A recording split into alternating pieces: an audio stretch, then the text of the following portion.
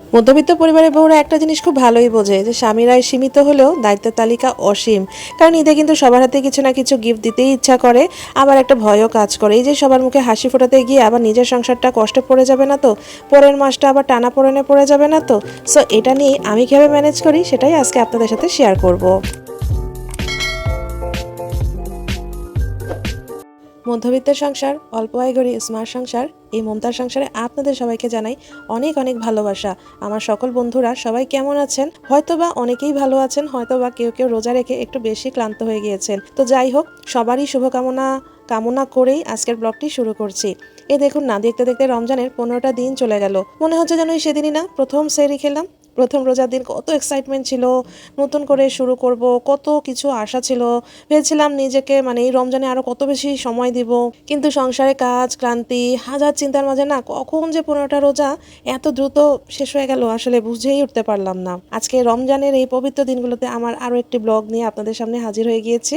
আর এই যে দেখুন, এটা কি? এটা হচ্ছে একটা মেহেদি স্টিকার। তো হাতে একটু সুন্দর করে যদি মেহেদি পরি মন্দ হবে না বলেন?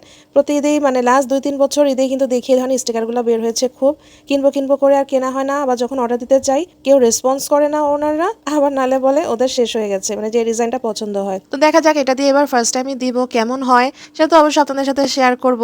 তো ফুলকপি বাঁধাকপির যুগকে টাটা বাই বাই অলমোস্ট দিয়ে আবার গরমের যুগে ফেরত আসলাম, এই যে চিচিঙ্গা, করলা, ধুন্দুল এগুলার যুগে ফেরত আসলাম। তো কিছু চিচিঙ্গা কিনে এনেছিলাম, 1 কেজি চিচিঙ্গা কিনে এনেছিলাম, ভাজি খাবো। আর এই যে দেখতে পাচ্ছেন মুড়ির প্যাকেট, এটা হচ্ছে এখানে 1 কেজি মুড়ি। তো 1 কেজি মুড়ি আমি কিভাবে রাখবো ওটা নিয়ে একটু টেনশনে পড়ে গিয়েছি, কারণ মুড়ি তো আসলে বয়মে না ভরে রাখলে নষ্ট হয়ে যাবে। তো আমার ভাগ্য ভালো, ওটসের 4টা 1 কেজির যে ডিব্বাগুলো হয় ওটসের, সেই ওটসের 4টা ডিব্বার মধ্যেই 1 কেজি মুড়ি কোনো রকম ঠেসে ঠেসে ভরলাম। আরও ছোট 2টা ডিব্বা লেগেছে ভরতে। আসলে এতগুলো মুড়ি না আমি কিনিনি, আমার শ্বশুর যখন ওনারা ওনাদের জন্য মুড়ি কেনে তো আমাদের জন্য কিছুটা মুড়ি কিনে রাখে। কিন্তু এবার রোজার মাস দেখে 1 কেজি মুড়ি কিনে রেখেছে। তো এখন ওই দিন গিয়েছিলাম যে দিয়ে দিল মুড়িগুলো। তো এই মুড়িগুলাই আর কি একটু গুছিয়ে ডিব্বায় রাখলাম।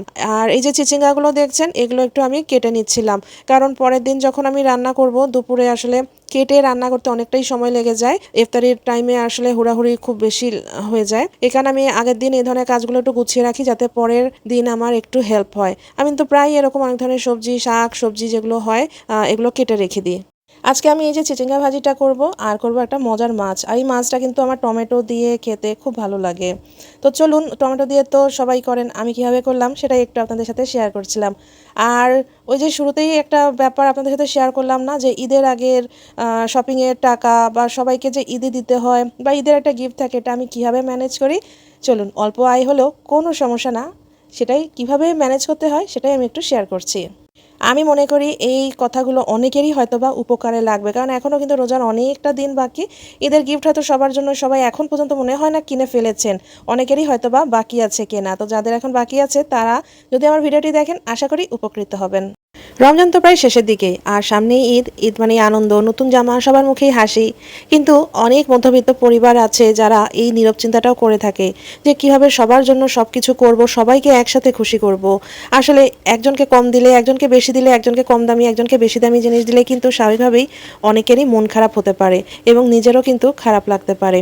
কিন্তু আমাদের ঘরে কিন্তু লাখ লাখ টাকা আসে না, স্বামীর আয় যদি বেশি না হয় তবুও কিন্তু মনটা চায় যে ঈদে সবাইকে যেন সুন্দরভাবে গিফট দিতে পারি, সবাইকে খুশি করতে পারি। দেখা যায় একজনকে খুব বেশি দামি গিফট দিয়ে দিচ্ছে, আরেকজনকে আবার মোটামুটি একটা গিফট দিচ্ছি। কিন্তু এই সমস্ত কিছু করতে গিয়ে কিন্তু নিজের সংসার চালানোটাও একটা দায়িত্ব। কারণ এইসব গিফট দিতে গিয়ে যদি নিজের সংসারে একদম শূন্য করে ফেলি, পরের মাসটা চালানো কিন্তু একদম কষ্টকর হয়ে যাবে। এটা কিন্তু একটা দুশ্চিন্তার বিষয়, তাই না বলুন তো? আর আগামী মাসে যদি আমার সংসারটাকে কষ্ট করে চালাতে হয় এই একটি ঈদের আনন্দ করার জন্য, তাহলেও কিন্তু খুবই কষ্টকর বিষয়টা বলুন। এই মাসটা আমি ঈদের আগে এত আনন্দ করলাম, ঈদে এত মজা করলাম, পরের মাসে গিয়ে হাত একদম শূন্য হয়ে যাবে। এর মধ্যেও কিন্তু আমাদেরকে একটু হলেও সঞ্চয়ের টাকা রেখে দিতে হবে, কারণ আমরা কিন্তু ঈদে শুধু বেতন পাই না, ঈদে কিন্তু বোনাসও পাই। সো বোনাস থেকে একটা অংশ কিন্তু আমাদের জমিয়ে রেখে দিতে হবে। তারপরের অংশটা দিয়েই কিন্তু আমাদের গিফট কিনতে হবে। আর গিফটের জন্য কিন্তু একটা ভাগ একটা বাজেট করে নিতে হবে, কার জন্য কতটা। এই টাকার মধ্যেই সবাইকে আমার খুশি করতে হবে এবং নিজের জন্য কিনতে হবে। আসলে ঈদ কিন্তু খালি গিফট দেওয়া না, নিজের জন্য কিছু কেনা। ঈদে অন্তত একটা জামা হলেও, একটা শাড়ি হলেও কিন্তু মেয়েদের লাগে, বা ছেলেদের একটা পাঞ্জাবি বা একটা শার্ট হলেও কিন্তু লাগে। তাই সবাইকে দিতে গিয়ে নিজে নিঃস্ব হয়ে যাওয়াটা বা নিজের জন্য একদমই কিছু না কেনাটা, এটাও কিন্তু আবার একদম বোকামি।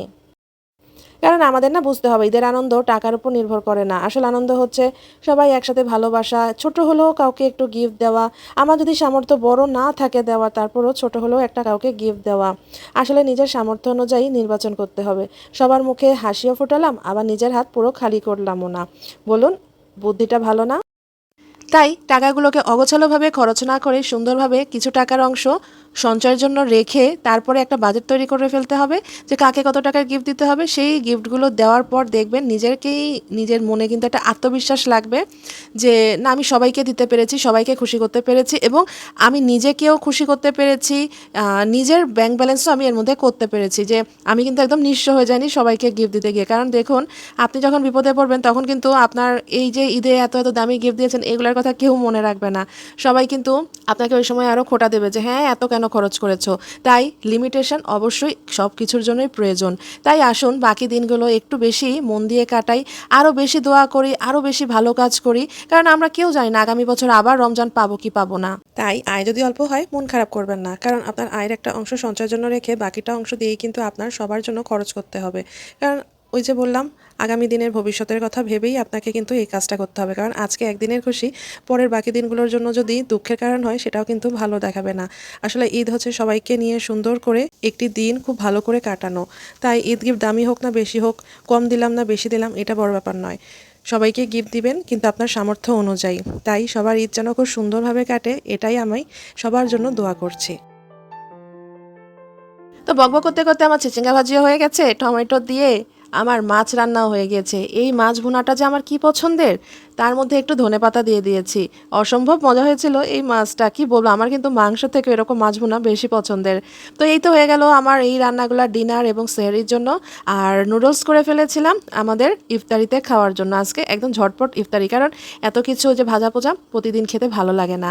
আর এই তো এতক্ষণ পর্যন্ত আমার ভিডিওটা দেখে যদি কারোর কোনো অংশ ভালো লেগে যায় বা কোনো কথা যদি শুনতে ভালো লেগে যায়, তাহলে একটু লাইক দিয়ে দিন আর ভিডিওটি একটু শেয়ার দিয়ে দিন। আর নতুনরা প্লিজ আমার চ্যানেলটিকে সাবস্ক্রাইব করে একটু বন্ধু হয়ে যাবেন আর নোটিফিকেশন বাটনটি অবশ্যই অন করে দিবেন। তো কি বন্ধুরা, করছেন তো আমার চ্যানেলটা সাবস্ক্রাইব? আমি আশা করব নতুনরা প্লিজ চ্যানেলটিকে একটু সাবস্ক্রাইব করে দিবেন।